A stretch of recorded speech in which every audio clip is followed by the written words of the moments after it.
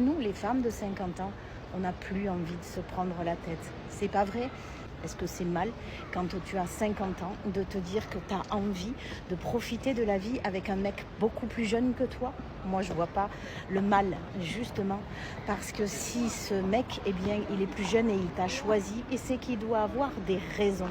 Et ces raisons, eh bien, c'est inutile de les lui demander, parce qu'en réalité, ils ont juste pas envie d'avoir des contraintes avec des enfants, avec des prises de décisions compliquées, parce que nous, on a juste envie de profiter du temps qui nous reste, parce que c'est quand même énorme. À 50 ans, tu te dis, je suis à la moitié de ma vie. Moi, j'en ai 53, bientôt 54. Je suis plus qu'à la moitié de ma vie. J'ai pas le temps. Alors, bien sûr que quand on est avec quelqu'un de beaucoup plus jeune, eh bien, il nous fait faire des tas de choses. Il est plein d'énergie, et cette énergie, eh bien, nous, on la lui absorbe, et puis on fait la même chose. Alors, les filles, si vous avez plus de 50 ans, lâchez-vous, parce que franchement, vous le méritez. Et puis, c'est quand même bien d'avoir quelqu'un de plus jeune dans sa vie, non ? Je vais le dire doucement, mais je vais le dire qu'une fois. Les hommes qui sont attirés par les femmes sans aucun poil sont en réalité attirés par les enfants. Voilà. Si tu as un mec, il en pense quoi? Ce qu'on va faire, ça va être simple, c'est que du coup, on va lui demander directement, histoire de voir ce qu'il en pense. B, Ouais, tu penses quoi de mes poils sur les jambes? je m'en bats les couilles. Est-ce qu'à un moment donné, ça t'a dérangé que j'ai des poils sur les jambes? Bah, pourquoi ça me dérangerait? Je sais pas, il y a des mecs dans les commentaires qui disent c'est pas doux pour les câlins. Je fais pas des câlins à tes jambes. C'est bizarre, c'est qui ces gens qui font des câlins à des jambes? Je sais pas, je suis d'accord. Il y a des gens qui font qui prennent des jambes comme ça, ils font des câlins aux jambes, je comprends pas. Moi j'ai une question pour toi, ça te dérange quand on se fait des câlins que j'ai des poils aux jambes? Non, ça me dérange pas. Bon, bah voilà. On va en venir à autre chose. Les poils aux aisselles, on est d'accord mon cœur? Tu les enlèves? Ouais, moi je me rase. Voilà, lui il se rase sous les aisselles, moi non. Est-ce que ça te dérange que j'ai plus de poils sous les aisselles que toi? Bah non, c'est ce qui me dérange chez moi d'en avoir quoi. Mais moi quand j'en ai, tu t'en fous? Bah non, vu que c'est pas sur moi, je m'en fous. Ça me change rien en fait.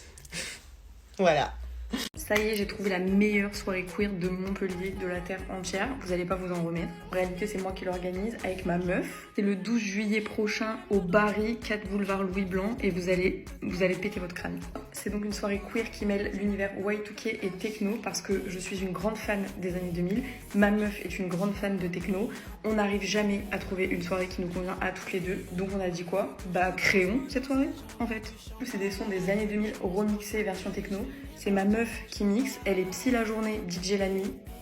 Cherchez pas à comprendre. Et la DA, c'est qu'on veut que tout le monde vienne habillé en mode années 2000 version techno. C'est-à-dire vous mettez vos meilleurs outfits années 2000 et vous rajoutez des harnais et des grosses lunettes noires et vous êtes dans la DA. C'est évidemment gratuit parce qu'on n'a pas envie de vous faire payer une soirée. Ça va être incroyable, ça veut dire que si vous connaissez les sons des années 2000, vous allez pouvoir chanter et hurler dessus tout en tapant du pied si vous aimez la techno. Évidemment, c'est pour les girls and gays only. Et on aura une politique tolérance zéro pour tous les sujets qui sont du consentement, des agressions, des VSS, de tout ça.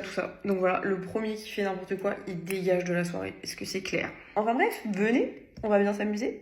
Vous connaissez tous ces trucs du quotidien qui sont inventés par des hommes, testés sur des hommes, pour le confort des hommes? Youhou, youhou! Des exemples. Les médicaments? Les essais cliniques sont principalement réalisés sur des hommes. Les femmes, elles sont jamais pareilles selon si elles ont leurs règles, si elles sont enceintes, alors on peut tester sur toutes les femmes quand même. Donc quand on dit adulte, c'est adulte, tout le monde, c'est bon, c'est pareil, hein. Médicaments pour adultes, voilà. Du coup, il y a des tonnes de femmes qui ont des effets secondaires hyper graves, mais on pouvait pas le savoir. La taille moyenne de la diagonale d'un smartphone, c'est 14 cm et ça a été calculé par rapport à la taille moyenne de la main d'un homme. Comme ça, les femmes, on galère et tout avec nos petites mains. La température choisie dans les bureaux, en général, est de 21 degrés, soit la température idéale pour un homme de corpulence moyenne habillé en costume. Et ça ne prend bien évidemment aucunement en compte les variations hormonales des femmes.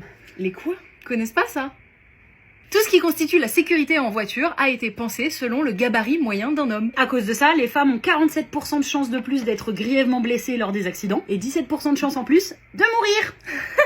Les toilettes. Oh, ils nous font chier ces féministes enragées à se battre pour l'égalité aux toilettes. En général, quand il y a des toilettes non mixtes, ils prennent un espace et ils coupent en deux, pile. Même taille pour les hommes, même taille pour les femmes. L'égalité, me direz-vous. Sauf que les urinoirs, ça prend beaucoup moins de place que des cabines de toilettes entières. Et que les femmes elles mettent 2 fois plus de temps que les hommes à faire pipi. Donc on se fait niquer en fait. Ah bon?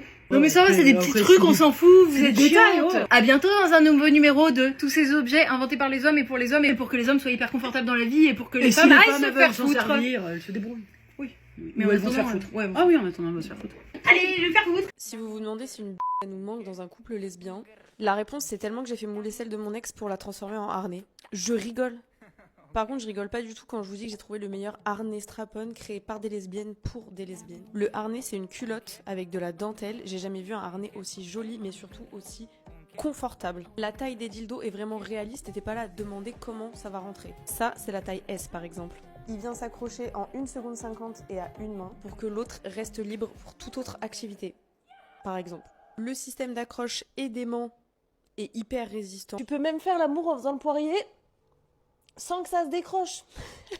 Et il y a même un petit stimulateur clito à venir aimanter à l'intérieur du harnais parce que plaisir d'offrir, oui, mais joie de recevoir aussi. Donc si vous vous demandez encore si on a besoin d'une bite dans les couples lesbiens pour être heureux, sachez qu'on a largement de quoi s'occuper sans. Et si vous cherchiez un harnais pratique, confortable et hyper résistant, eh ben il est tout à vous. Je vous mets toutes les infos ici et si jamais ça vous a pas suffi pour vous convaincre, j'ai un potin. Les 2 cofondatrices sont en fait des ex. Plus lesbien, tu meurs. Voilà, je peux pas faire mieux, si vous passez à côté, vous pourrez vous en vouloir qu'à vous.